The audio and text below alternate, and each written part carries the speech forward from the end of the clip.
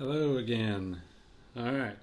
Um, so, this is How to Read the Bible for All It's Worth. Once again, um, this is our eighth lesson, and if you've read the title, this is going to be an overview of the entire New Testament. And the reason for that is that we will be resuming Wednesday night services in person next week, and so this will actually be my last class. So I've decided to go ahead and wrap it up as best as I can, put a bow on this, and so what we'll do is we'll just very quickly run through the Old Testament, and I'll give you some parting thoughts, I guess, at the end. So here we go. So we're going to start off with the Gospels, and one thing that is absolutely crucial that we're going to spend the first few minutes on. One thing that's absolutely crucial to understanding the Gospels, as well as the rest of the New Testament material, is understanding the kingdom of God. Jesus talks very extensively, we talked repeatedly about the kingdom of God. So we're going to talk first about what does that mean. So let's talk about what is Jesus's context. So Jesus is living in the first century, and the scriptures have, the Torah and the Tanakh, the Hebrew Bible has been completed. And it's been hundreds of years since it's been added to. There's a lot of things being written, and there's a lot of evolution of Jewish thought that's going on at this time. But they have their scriptures, and they really haven't heard much, as far as prophetic words. They haven't. It's been kind of a dark and quiet period as far as hearing from God. So the Old Testament story kind of ends. There's the exile into Babylon. There's a return, and then the books of Ezra and Nehemiah are kind of the last narratives that are in the chronology of the Old Testament story. And in the books of Ezra and Nehemiah, they rebuild the temple and they rebuild the walls of Jerusalem. But while there is a return, the people of Judah do come back to Jerusalem and they do rebuild the temple. This is not really a return from exile. This is not really a fulfillment of all of the prophetic word that has been spoken to the people, because they are, for one, the northern 10 tribes are still gone. So Assyria destroyed the northern the northern kingdom of Israel in 722 BC and deported all the people, scattered them, and they never returned. And there are prophetic oracles that talk about the return of all 12 tribes. Everybody is supposed to come back. So that hasn't happened. Also, yes, the temple has been rebuilt, but there's a really interesting passage in Ezra that I really feel like sums up how the people must have been feeling. I think it's in Ezra 3, where they lay the foundation, and it talks about how a great cry erupted from the people, and the people who had never seen the temple before were shouting, cries of joy, but the people who had seen the old temple and remembered the glory of the former temple, they were shouting in grief, in mourning, because the temple that they were erecting now was nothing compared to the prior one. So you have this really interesting image depicted in this scene where it's joy but also sorrow. There's another scene in Nehemiah that I feel like really sums up, again, how the people must be feeling. Nehemiah says, "We have returned, but we are slaves. We are in our city, but we are slaves." So in many senses, or in many ways, the exile has not ended. with Ezra and Nehemiah, with the return of the people to Jerusalem, because again it's only the southern 2 tribes that come back. The northern 10 are still gone, and even though they're back in Jerusalem, they're not free. They're ruled by the Persians, and then in the intertestamental period, also called the Second Temple period, they're taken over by the Greeks. They have a short period of freedom. Then it's anyway, it ends up being the Romans. I don't remember all of that goes on, but they're not free. They're not restored. The kingdom has not been restored like it was in the days of David. There's no Messiah. They're still looking for something. So when Jesus comes on the scene, there's still kind of this sense that we're in exile. I mean, we're in our own land, but this is not at all what the prophets told us about. This is not what was supposed to happen. And so when Jesus comes on the scene, you have this idea that we're still in exile. And in Ezekiel 10, there's a vision that Ezekiel has of the Spirit of the Lord departing from the temple. So when Solomon builds the temple, the glory cloud fills the temple. The same thing happens with the tabernacle. Whenever God's glory fills the tabernacle, fills the temple, this cloud just literally fills the whole temple up. I think it says in the Kings that the priests couldn't even go in because the glory cloud just filled the temple, from door to door. When they rebuild the temple, there's another vision near the end of Ezekiel where God talks about the Spirit coming back to the temple. Well, that never happens. There's no narrative. There's no story in Ezra or Nehemiah or anywhere else where the Spirit cloud comes back into the temple. So again, it's kind of this sense of, did God really come back? I mean, it does talk about in Malachi about this is God's house and we want to take care of God's house. But again, there's kind of this partial fulfillment. So when Jesus shows up and starts talking about the kingdom of God is at hand, what he's talking about is he's talking about Yahweh's return. He's talking about the fulfillment of all of those prophecies of the 12 tribes coming back, of the restoration of the whole nation, and the raising up of Israel over the surrounding nations, the throwing off the yoke of the nations, of the Gentiles, the Messiah. He's talking about all of these things because, again, there's this sense of waiting and partial fulfillment. We're still kind of in exile. We're still looking for a Messiah. We're not there yet. Something's missing. Something has not been fulfilled. Something is not right. So when Jesus comes back, or Jesus comes and he's talking about the kingdom, that's what he's talking about. He's saying that Yahweh is coming back, and I am him. I mean, this is what it looks like when Yahweh comes back. This is what it looks like to fix everything. And all those parables, all his teachings about what the kingdom of heaven is like, he's talking about this is what it looks like to live in the reconstituted people of God. This is what it looks like when Yahweh comes back. This is what it looks like for Israel to be restored. This is what it looks like to be exalted over the nations, to have the Gentiles coming. There's passages in the prophets where the Gentiles come and they're drawn to the people, and they, I think there's even portions where it talks about the Gentiles even being made into priests. This is what Jesus is talking about. It's like, this is what it looks like to have all this stuff come back, to have everything fixed. That's what the kingdom of heaven is. That's what the kingdom of God is like. He's talking about the true end of everything, the true fulfillment, where everything is finally realized and everything is finally fixed. And this is what it looks like. And what the problem is that he faces is it's not what people thought it was going to look like. He's not the kind of Messiah that they thought it was going to look like. Gentile inclusion in the kingdom kind of has this flavor of domination in the prophets, but Jesus is talking about Gentile inclusion on, obviously a lot of this happens under Paul. Jesus goes to the lost sheep of Israel, but he does interact with Gentiles and Samaritans.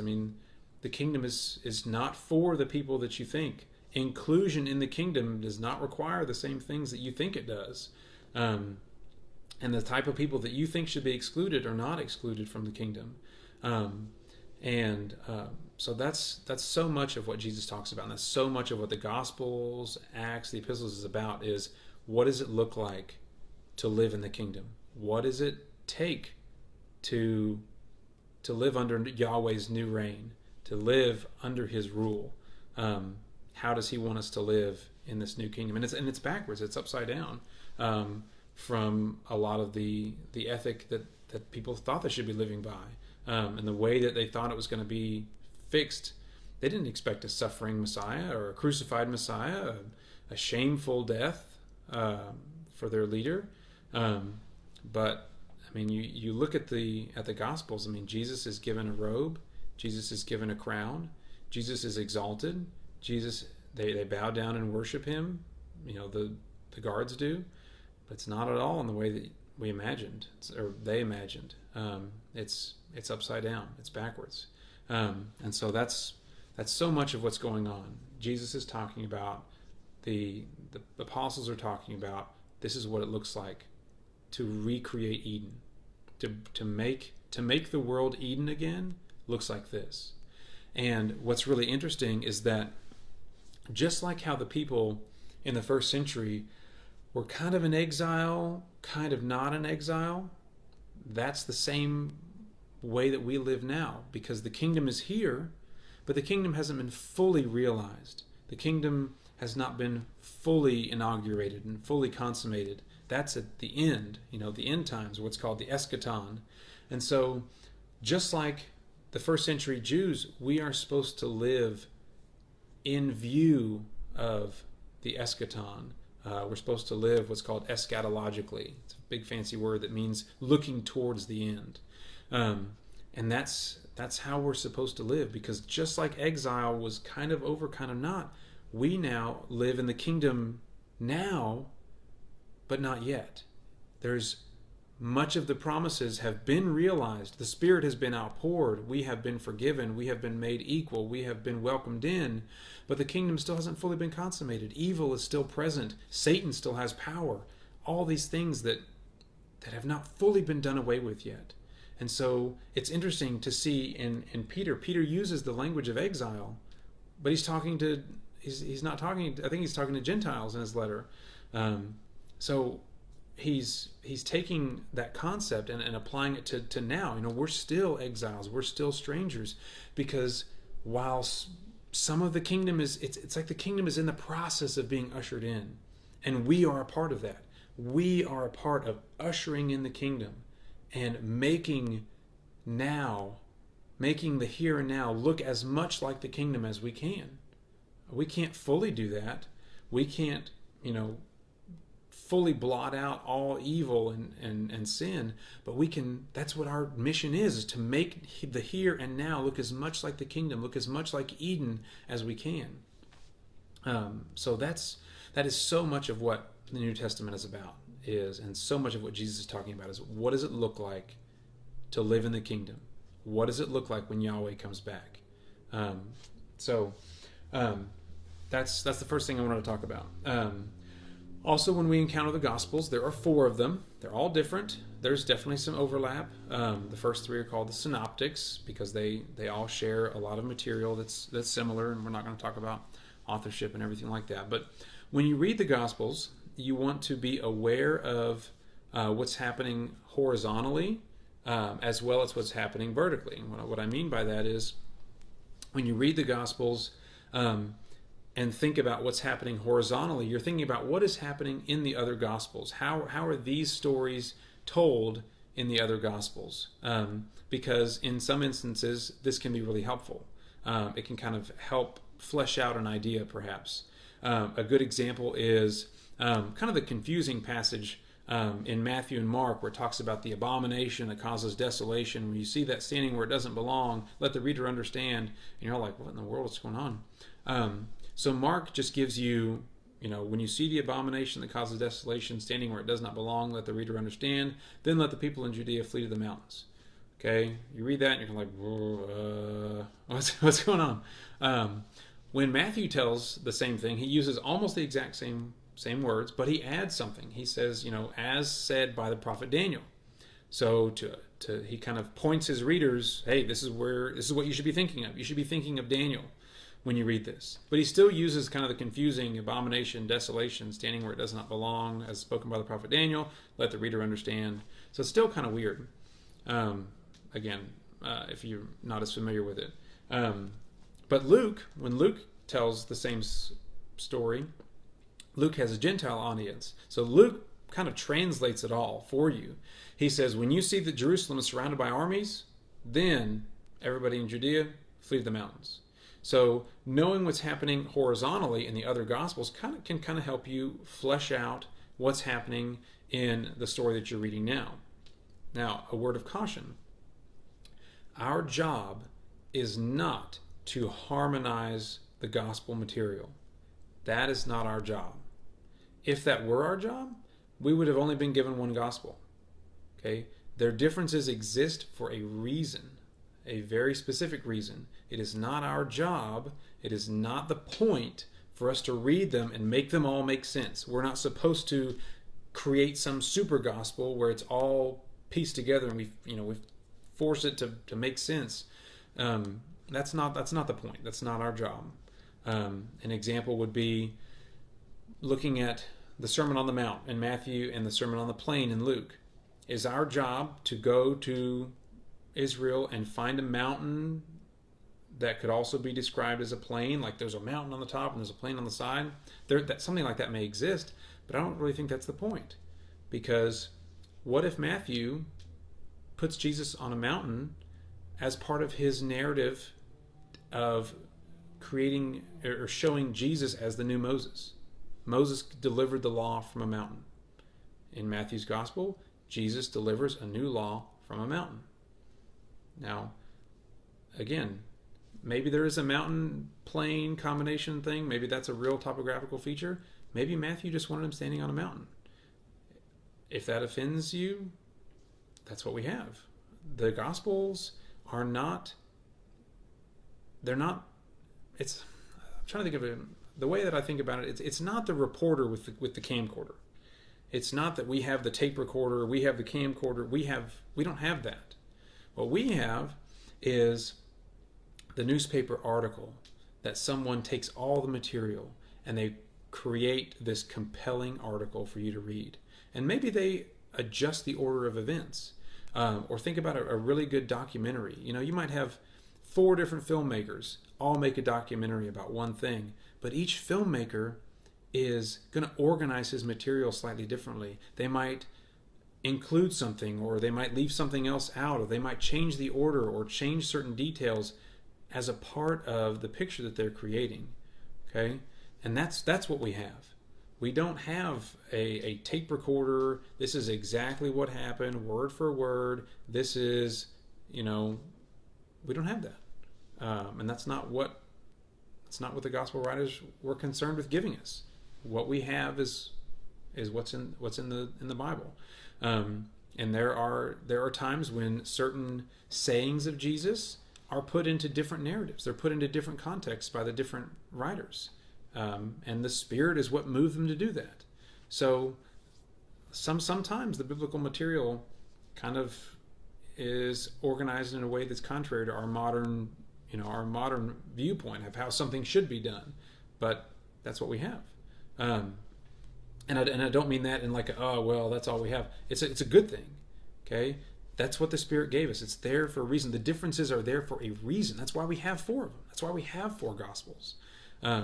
Is because we're supposed to look at the differences. We're supposed to see where things are organized differently, what's said slightly differently, because that is how each writer was moved to do it, and that helps them create their individual portion of Jesus, their picture of Jesus that they're trying to paint. So again, the gospel material is there's stories about Jesus. There's sayings of Jesus, and sometimes the the gospel writers have these organized differently.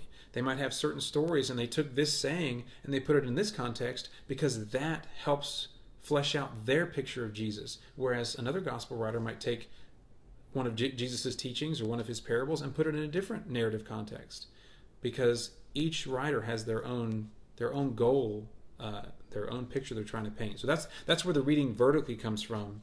If you're like me, growing up, you just think of a story. Oh, the feeding of 5,000. I'm just going to look at the one I like the best because of this, that, or the other. I like this story the best because it's longest, has the most detail, or what have you. And I didn't really read the Gospels vertically, reading just Mark or reading just Matthew and trying to learn, what is Matthew trying to tell me that Mark's not as concerned about? What is Luke trying to show me about Jesus' mission? Luke is very concerned with the poor. In Luke's Beatitudes, it's blessed are the poor. Matthew, it's the poor in spirit. Okay, Luke has a lot of focus on the poor and the marginalized, and so that's something that Luke is really focusing on, and the Spirit moved him to do that. So again, having an appreciation for understanding the Gospels and how they relate horizontally, but again, it's not our job to harmonize. It's not our job to make everything fit into one thing. It's our knowing the differences can help maybe fill in some, help us understand a certain passage better. But it can also kind of highlight the differences. Why did Luke put this teaching of Jesus in this narrative context, and why did Matthew put it in this one? And that can help show us what Matthew is doing and what Luke is doing and what they're doing differently than each other. So understanding the horizontal and appreciating also the vertical, how each gospel writer is telling you a story from start to finish. They are relaying a complete thought. And all too often we chop it up into little pieces and we distort the image. If you zoom in on something too closely, or if you chop it up, you can't see the whole picture. You can't appreciate the whole picture that's being painted for you. All right, so that's the Gospels in a very, very quick nutshell. Next, we're going to talk really quickly about Acts. So Acts is a narrative. And we've talked about a narrative in the past. And remember that narratives are not always instructive. Okay?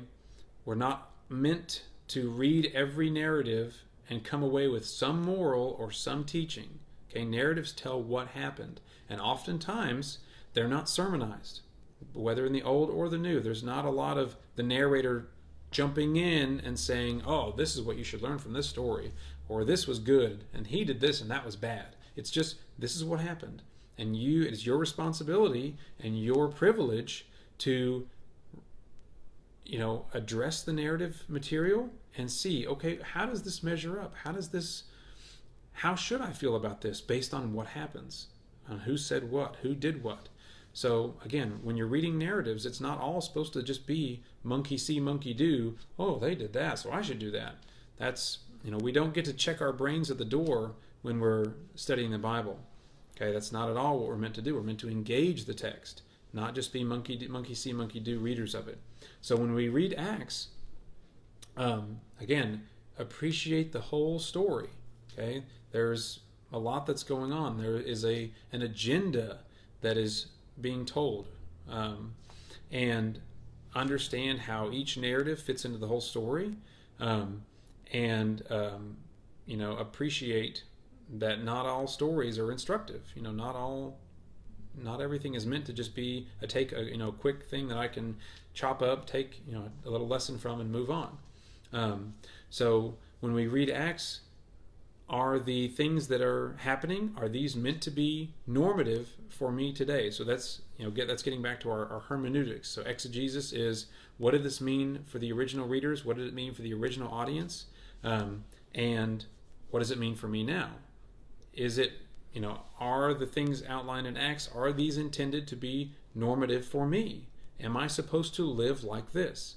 So there's a lot of trying to understand the cultural gaps. There is, I heard it put a really interesting way from the book. There is no divinely appointed culture. Okay? What we have both in the Old and in the New, is what does the kingdom of God look like when it interacts with different cultures?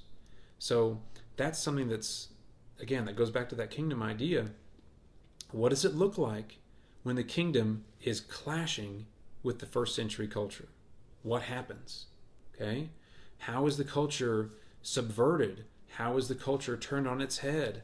What things are left alone? What things are challenged and changed? And again, our job isn't necessarily to make our culture like that. Our task is to make the kingdom of heaven interact in a similar way with our culture, here and now. How can we make the kingdom manifest in here? By looking at how it manifested for them. So I almost said, does that make sense? I mean, I know people are watching, but it's not really a discussion. So that's our task when we read Acts. Is this meant to be prescriptive for me, or is this merely an example of what it looks like for the kingdom to interact with first century culture? Greek culture, Jewish culture, and going back to what we said at the beginning, it is so important and so helpful for us to know what is going on in the minds of the people that are in the story. So having an idea of their cognitive environment. We talked about this at the very beginning of the class, about how we should appreciate the historical context, because that is how we can help put ourselves in the mind of the original audience, because that's what keeps us grounded. That's our exegesis, is we need to put ourselves in their minds so that we can hear what they heard. So in the first century, there's all that history that happens between the end of the Old Testament and the start of the New. There's a lot of development in Jewish thought. There's a lot of just historical things that are happening. There's all kinds of Greek philosophy, Epicureans, Stoics, Gnostics. There's so much that's going on. And the more we can learn about that, the better we can interact with it.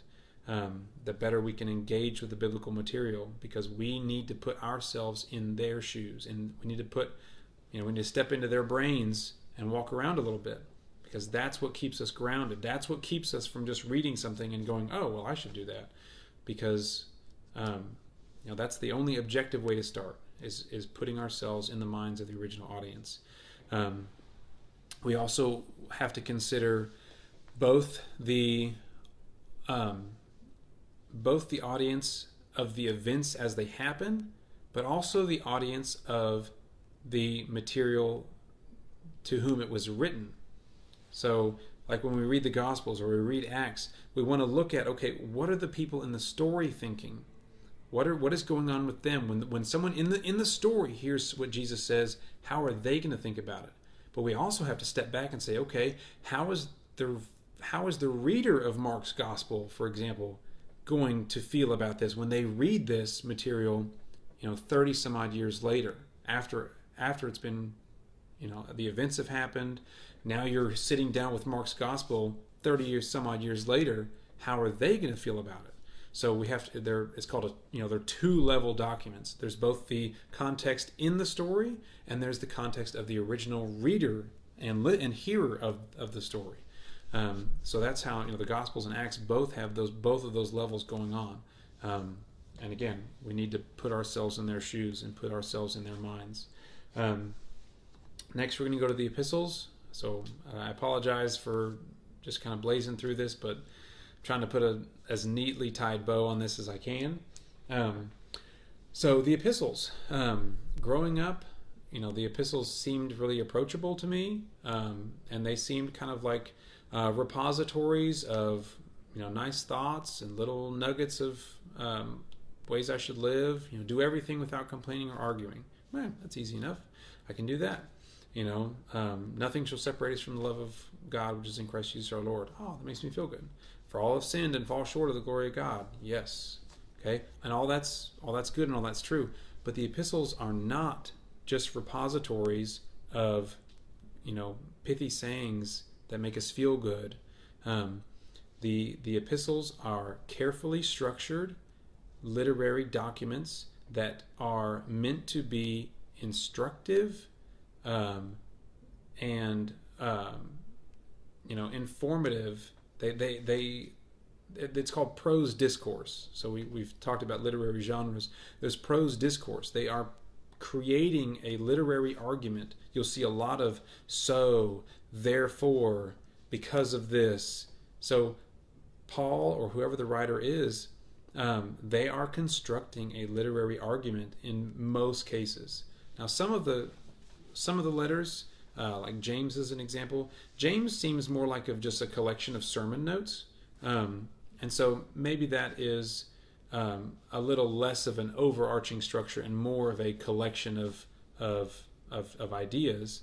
But most of those letters, they are intricately woven and carefully thought out, carefully constructed literary arguments that are trying to prove a point, trying to change the reader's mind, trying to fill out a reader's understanding, okay?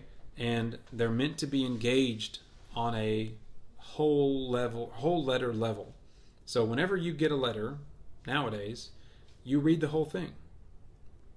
I mean, I don't get a birthday card from my family and just read the front and then a week later read the inside. You read all of it. And that's how the letters were meant to be approached. When people got these letters, they would have sat down and read or had someone read the entire letter to them. They would have had a chance to hear the entire point, the entire argument that's being traced through the letter. They would have heard it all in one sitting. And they would have heard it probably multiple times to let it all soak in. And we rarely engage the letters that way. I would say that I don't know if I've ever read a letter in the biblical material from start to finish. We break it down, we divide it up into a certain number of lessons, and then we go through it. But that's not how they're meant to be approached. The epistles are also what are called occasional documents. Not that they're occasionally helpful. What that means is that they were occasioned, that something brought about their being written, either on the side of the recipient or the side of the writer. So whenever Paul writes a letter to somebody, he does so for a reason. He does so because of something he got from them or something that he wants to communicate. So they have a specific audience. They have a specific reason for which they are being written. And it is our job, again, to try to put ourselves in the minds of the recipients. And this is hard because we only have portions of their conversations. It's like listening to half of a telephone conversation. You're sitting next to somebody who's talking on the phone, and you can only hear what that person says. You can't hear what the other line, what the person on the other line is saying. That's what the epistles are like. We can only hear, Paul's response. We don't have what prompted it in a lot of cases. I mean, sometimes we can get that from what's in the letter, but not always. We may not know the full story. So we want to try to understand that. We want to try to again put ourselves as much as possible in the mind of the audience. What are they feeling? What brought this letter on? What is it trying to address? And again, all of those have to be, those can't be addressed by just chopping the letter up into a lot of little pieces and reading it and finding some little nugget that makes you feel good or makes you feel warm and fuzzy. So just like this whole class has been about biblical study. And study is different than devotional reading. Devotional reading is a good thing, but that's not what we're talking about right now. We are talking about biblical study. And biblical study is not something that just happens when you open your Bible. It is not something that just happens when you go to church. It's not something that just happens if you're, reading the Bible with a group of people. It does not just happen. It is something that has to be worked for on our part, and that's our job. And that's what this whole class has been trying to learn about. So again, the documents, the epistles, were occasioned by something. They are carefully constructed arguments, and so we want to try to appreciate what is being conveyed, what is being communicated. They do communicate theology, but most often it's It's what is called task theology. So just like how the letter has a point or has a purpose, any theology that's being communicated, it has a purpose behind it. The purpose being to address some kind of behavior or fill in some gap in understanding. Paul doesn't just sit down and write everything he believes about everything. And on some level, there's a part of us that desires that. Like, why didn't we just get that? Why didn't we just get Paul's notes of everything he believes? Why doesn't he just write out a whole systematic theology? But that's not what we have. And again, that's not what the Spirit gave us. And maybe that's a good thing. Because our job, again, the only way that the Bible can speak to all cultures is if we try to engage and try to understand how it's interacting with this specific culture. And then by learning how the Spirit is interacting with this culture, then we can make it apply to all cultures. Okay. Again, on the topic of culture, whenever we go through the epistles, again, there are things that are being addressed, and things that we take to help us with how we structure our understanding of worship, how we structure our understanding of kingdom living. So we search the epistles for orthodoxy and orthopraxy. So orthodoxy is right practice, orthopraxy is right belief. Or maybe I got those reversed, I don't know. But so we search the Gospels for those, or the epistles for those, and there is a lot of that material in there. But again, we need to understand, how is this just a manifestation of the culture, or is this something that is meant to apply for all times? I'm going to bring up three things and kind of talk about how these can be looked at in different ways, maybe. So one, some people will look at the epistles and how the epistles talk about homosexuality and say, well, that's cultural, because in that culture they're talking about homosexuality that is abusive. They're not talking about homosexuality that is monogamous and by choice. But that's really not supported by the biblical material, by the historical material, because some people will argue that the types of homosexuality available today were not available then, but there's really no evidence to support that. Paul includes homosexuality in what are called his sin lists, and so there are no cultural items in the sin lists. So the homosexuality, again, some people will look at this and they'll try to present homosexuality as, that's a cultural issue, but really the evidence doesn't support that. Another thing the people look at is slavery. It's like, the Bible tolerates slavery and all those kinds of things. Well, while there's not necessarily a lot of condemnation of slavery, you can see both in the Old and the New, slavery is being undermined. The institution of the slavery is being undermined.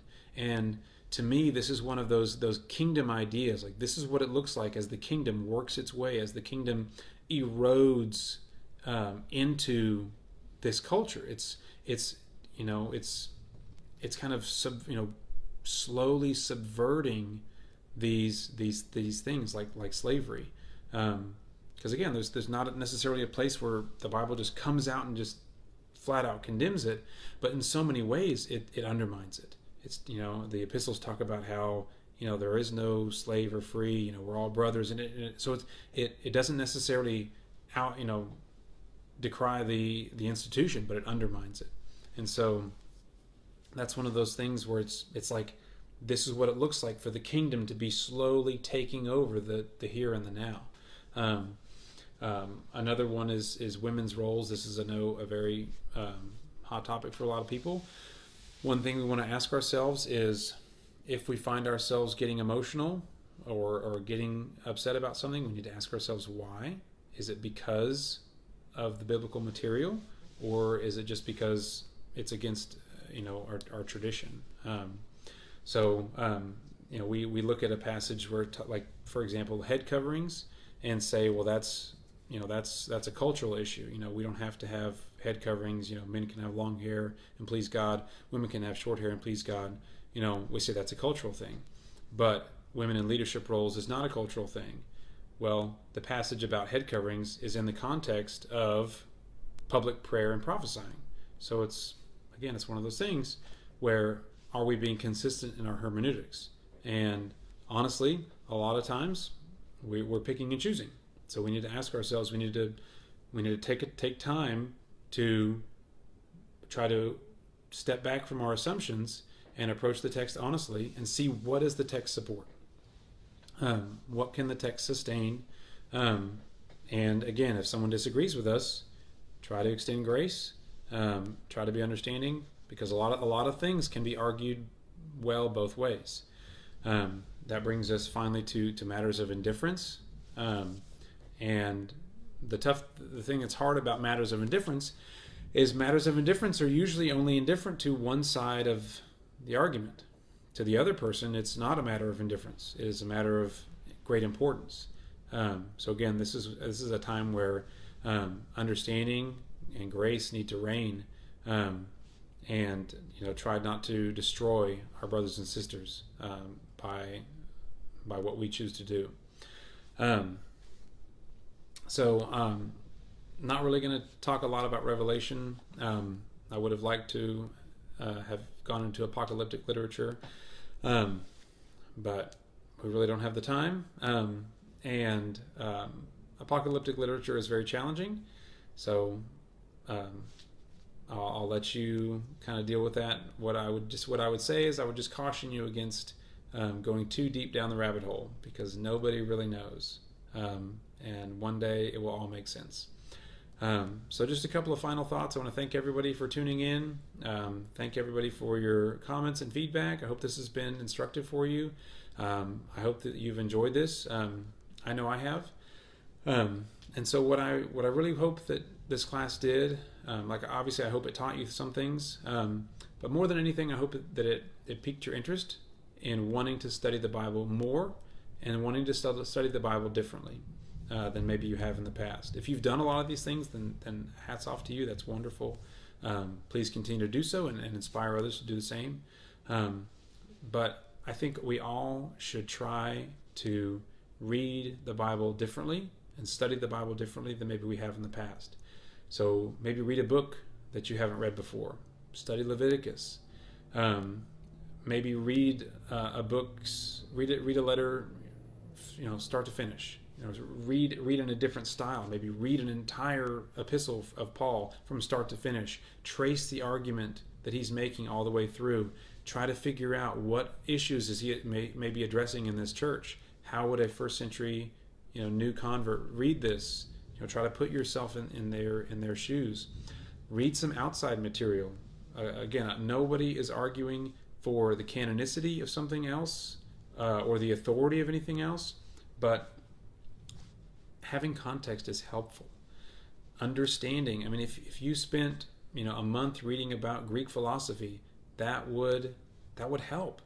If knowing how the Epicureans and Stoics and the Gnostics thought will help you when you read the epistles, when you read things that are taking place in the first century, when those thoughts are in the minds of the audience and in the minds of the opponents of the gospel and of the kingdom, it's going to help you. If you have an understanding of Greek mythology or pagan cultures, again, I'm not arguing for the canonicity or the authority of any of those other things, but having an understanding is, you will not regret it.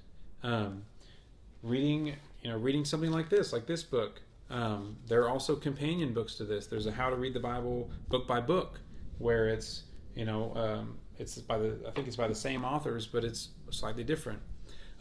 Maybe buy yourself a commentary or look at your public library for a good commentary on any book. I think there's this idea that we need to get through all the Bible a certain number of times before we die, and that's not at all true. The Bible is meant to be meditated on for a lifetime. So slow down. If you spend 8 months reading through and studying through Matthew with a good commentary or some good resources, you will not regret it. If you want to spend 6 months in Leviticus, it will help you. It will help you understand Hebrews. It will help you appreciate Jesus' sacrifice and how Jesus is better than the old system. If you want to study Hebrew, if you want to do a word study where you take a Hebrew or a Greek word and you see all the places where it shows up and look at how this word popping up in all these different places helps fill in the range of meanings for that word, so that whenever you come across it in the future, you have a better understanding of the range of interpretation, of the range of meaning.